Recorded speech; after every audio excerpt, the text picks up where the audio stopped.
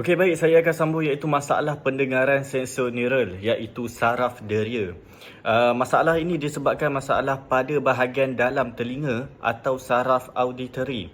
Bunyi yang diterima menjadi berubah kerana gelombang menjadi tidak sama rata walaupun dengan penggunaan alat bantuan pendengaran. Jadi seperti yang dalam gambar rajah kita boleh lihat iaitu dua bahagian yang terlibat iaitu saraf auditory dan koklia. Jadi seperti yang kita tahu, fungsi koklia ialah menukarkan getaran kepada impuls dan fungsi saraf auditori ialah menghantar impuls tersebut kepada otak. Disebabkan oleh kerosakan atau jangkitan pada telinga dalam, iaitu di mana koklia dan saraf auditori pendengaran ini berada. Masalah ini tak boleh dilihat secara fizikal, akan tetapi dia boleh dikenal pasti melalui pemeriksaan pendengaran secara menyeluruh. Jadi sesetengah bunyi kedengaran kurang jelas menyebabkan masalah memahami pertuturan.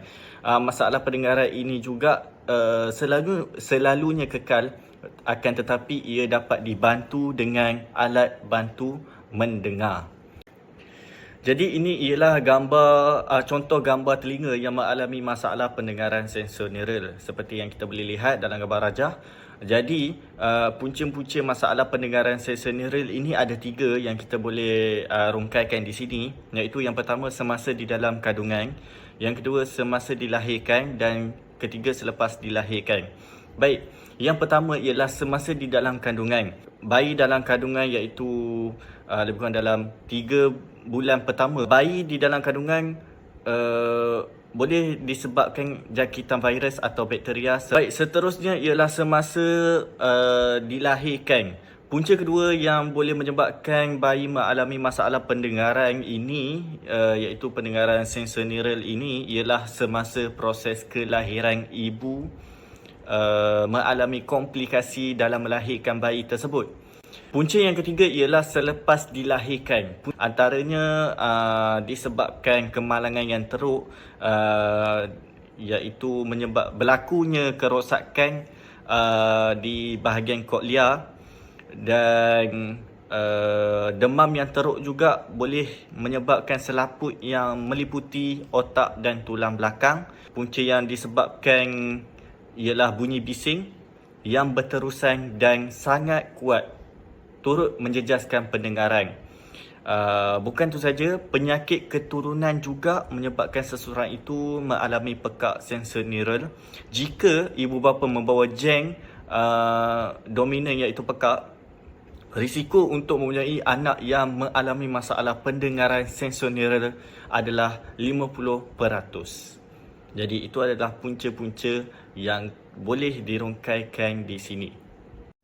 Tahap masalah pendengaran sensori neural terbagi kepada beberapa tahap. Tahap yang pertama iaitu tahap ringan. Pada peringkat ringan, tahap kehilangan pendengaran adalah pada intensiti antara 25 hingga 40 desibel. Individu masih dapat mendengar semua bunyi vokal.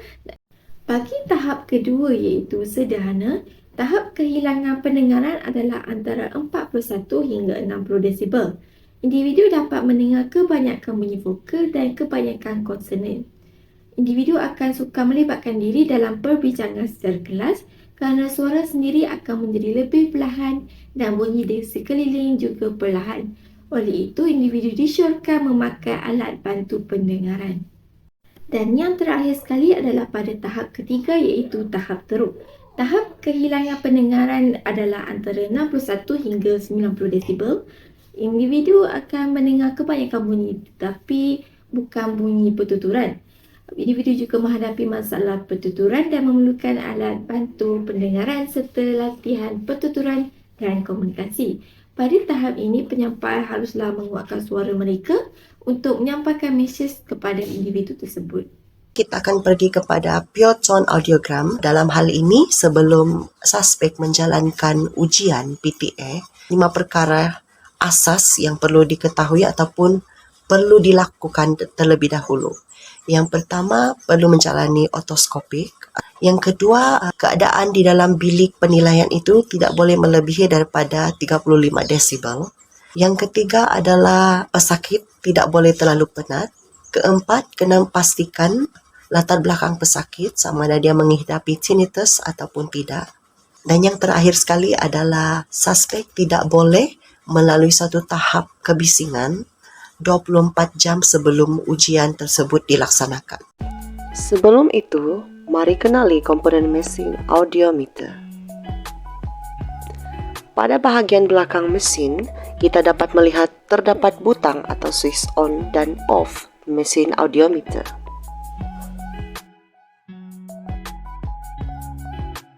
Attenuator merupakan bahagian pelarasan tahap kelantangan gelombang bunyi yang diselaraskan oleh audiologis sewaktu ujian berlangsung.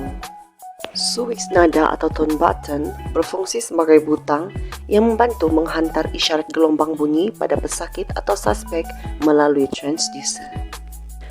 Switch frekuensi atau lebih dikenali sebagai oscillator membantu menyelaraskan frekuensi bunyi yang ingin diuji kepada suspek. Butang output merupakan butang yang akan mengarahkan bunyi untuk bergerak sama ada ke telinga kanan atau kiri suspek. Butang respon pula adalah butang yang perlu ditekan oleh suspek untuk menghantar isyarat kepada audiologis bahawa isyarat bunyi tersebut dapat didengari. Akhir sekali ialah transducer yang berfungsi sebagai headphone yang mana bertujuan untuk membantu menyalurkan bunyi ke dalam telinga suspek sekaligus membantu mengurangkan bunyi di sekitar. Sebelum pesakit atau suspek menjalani ujian audiometer nada tulen, audiologis akan memberikan taklimat mengenai perjalanan sepanjang ujian berjalan. Setelah itu, audiologis akan memakaikan suspek dengan transducer. Pesakit juga akan diberikan butang respon. Ujian akan dimulai pada bahagian telinga kanan dengan nilai kelantangan bunyi 60 desibel bagi setiap pusingan ujian. Kebiasaannya ujian PTA ini akan dimulai dengan nilai frekuensi sebanyak 1000 Hz dahulu. Lampu menyala pada mesin menandakan suspek telah menekan butang respon yang bermaksud suspek dapat mendengar isyarat bunyi yang dihantar. Ujian akan diteruskan dengan menilai pada tahap frekuensi yang lain, yaitu daripada 1000 Hz ke 500 Hz, 250 Hz, 2000 Hz, kemudian 4000 Hz. Dengan melaraskan attenuator secara menurun, yaitu sebanyak 10 desibel dan menaik jika tidak respon sebanyak 5 desibel. Corak pengulangan lebih daripada 2 kali akan diplotkan pada audiogram. Setelah ujian audiometer nada tulen, ujian bone conduction pula akan dilakukan. Ianya bertujuan untuk mengenal pasti sama ada suspek mempunyai masalah sensori neural ataupun tidak. Prosedur yang dijalankan adalah sama seperti yang dilaksanakan pada ujian audiogram nada tulen. Yang membezakan hanyalah suspek perlu mendengar isyarat bunyi menggunakan bone conduction headphone. Jika suspek berupaya mendapatkan isyarat melalui tulang mastoid dengan baik, ini bermakna kemungkinan suspek mempunyai masalah dari segi organ-organ di bahagian telinga dalam. Berikut merupakan carta audiogram yang menunjukkan suara seseorang itu dapat didengar pada pitch atau frekuensi tertentu.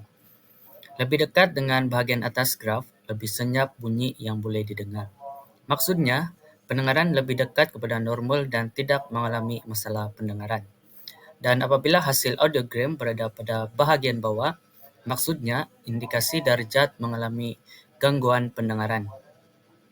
Seperti yang kita lihat pada grafik audiogram, kita melihat 4 bahagian yang mengalami masalah pendengaran, yaitu gangguan pendengaran ringan, mild, gangguan pendengaran sedang, moderate, gangguan pendengaran berat, severe, gangguan pendengaran sangat berat, yaitu profound. Tetapi ada satu bahagian di antara moderate dan severe, dipanggil moderately severe yang bermaksud gangguan pendengaran berat. Manakala normal dan slight adalah masih dalam keadaan baik serta tiada masalah pendengaran. Kita lihat pada audiogram yang ditunjukkan dalam raja yang mempunyai kawasan berlorek yang menunjukkan julat pitch dan kenyaringan untuk kebanyakan bunyi pertuturan. Nada yang ditunjukkan pada audiogram adalah yang paling penting untuk mendengar dan memahami perbualan.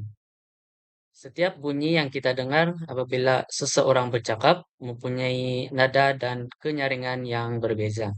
Sebagai contoh, bunyi S adalah tinggi dan senyap, bunyi O adalah rendah dalam nada dan lebih kuat.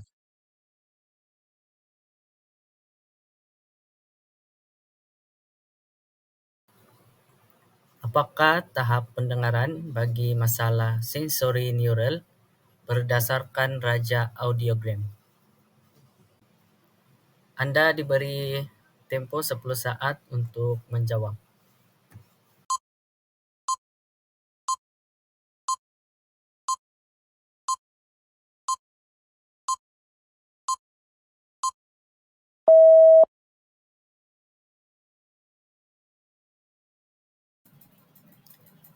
Jawapannya ialah pada tahap mild, moderate, moderately severe, dan pada tahap severe. Audiograf menunjukkan keputusan yang tidak normal pada air conduction dan bone conduction. Kita dapat lihat bahawa tidak ada jurang airborne pada keputusan yang dipaparkan. Jurang airborne merujuk kepada perbezaan yang signifikan antara air conduction dan bone conduction. Apabila tidak ada jurang atau hanya ada jurang minima, ia menunjukkan bahawa kehilangan pendengaran kemungkinan besar bersifat sensorineural yang berlaku di telinga dalam atau saraf pendengaran. WRS ataupun Word Recognition Score mengukur keupayaan seseorang untuk mengenali dan mengulangi perkataan yang diucapkan pada tahap mendengar yang selesa. Skor boleh berubah berdasarkan tahap dan jenis kehilangan pendengaran. Dalam kes kerosakan koklea, WRS mungkin berkurangan walaupun dengan kehilangan pendengaran yang ringan. Manakala kerosakan saraf mungkin mengakibatkan pengecaman pertuturan yang lemah. Berdasarkan kaedah PTA, graf bagi air conduction client menunjukkan kehilangan pendengaran sensorineural yang ringan. Ini bermaksud bahawa kehilangan pendengaran utamanya disebabkan oleh kerosakan di telinga dalam ataupun saraf pendengaran. Tahap kehilangan pendengaran berubah-ubah pada frekuensi yang berbeza. Dalam kes ini, kehilangan pendengaran bermula sebagai ringan pada frekuensi rendah dan semakin menjadi lebih berat pada frekuensi tinggi. Konfigurasi ini penting untuk diagnos yang tepat dan perancangan rawatan. Konfigurasi menurun boleh memberi implikasi terhadap fungsi pendengaran pesakit ataupun klien, terutamanya dalam memahami pertuturan, kerana bunyi frekuensi tinggi penting untuk kejelasan pertuturan. Individu dengan kehilangan pendengaran menurun mungkin menghadapi kesulitan memahami konsonan tertentu. Ia juga mempengaruhi komunikasi, terutamanya dalam persekitaran yang bising. Secara ringkas, pesakit ini mengalami kehilangan pendengaran yang bersifat sensorineural.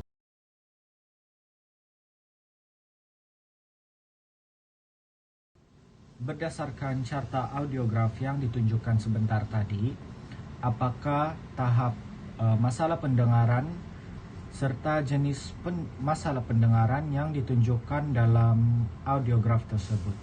Anda diberi 10 saat untuk menjawab.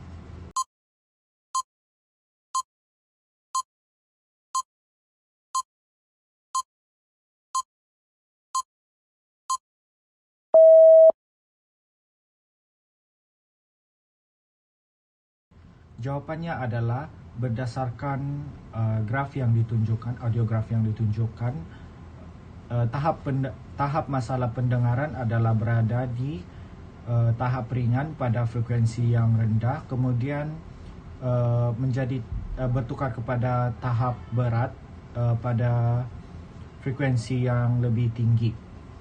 Dan jenis masalah yang ditunjukkan dalam audiograf adalah masalah pendengaran sensorineural.